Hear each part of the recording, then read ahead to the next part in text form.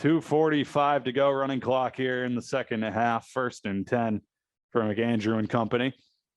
Again, these are mostly the 1s and 2s out on Brody McAndrew's team, where Zane Olmstead has a lot of, the 2s, 3s, 4s, a lot of the lower guys on the roster. It's kind of what he's going with. Max Brosmer in the huddle right now wearing the green penny to make sure nobody lays a finger on him. The starting quarterback, torn ACL and meniscus 2 weeks before the regular season got underway in the fall. He's able to compete in 7-on-7s. We saw that a little bit before the game. A lot of non-contact stuff. They expect him to be cleared by June 1st. But again, nobody lay a finger on Max Brosmer tonight in the green penny. McAndrew backed up in his own end, standing at the 1-yard line, the ball on the 6.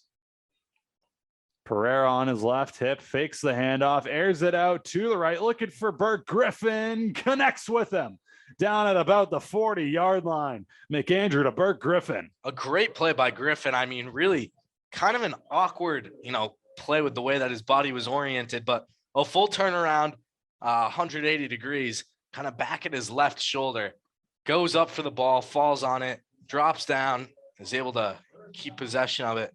That was a great kind of 25-yard pass there, all in the air. One of the bigger plays we've seen today, certainly the biggest passing play we've seen today. McAndrew to Burt Griffin, 34 yards downfield, $1:20 to go here in the third quarter.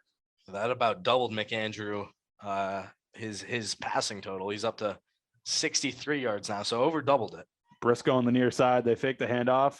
McAndrew flushed out to the right. He'll take it himself. He gets the first down and scampers out of bounds before any contact can be made up around the 49-yard line on the other side. I mean, there's another play. You like your quarterbacks to be aggressive, keep their head up in case the defense collapses quickly. But you got to think in a real game, McAndrew probably gets 4 or 5 less yards there. Defense pushing back, giving him some space.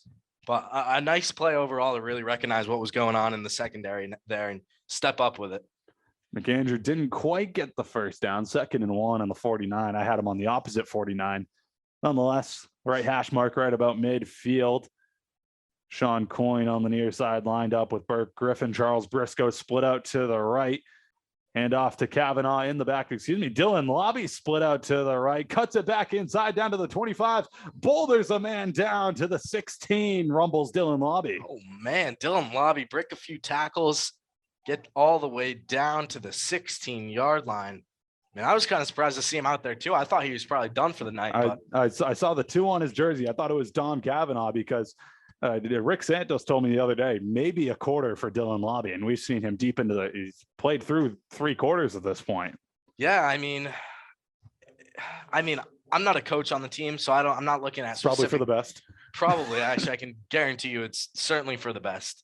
Again, I'm not looking at specific guys. I'm not on the defensive end, watching what my cornerbacks are doing, what formation they're playing in.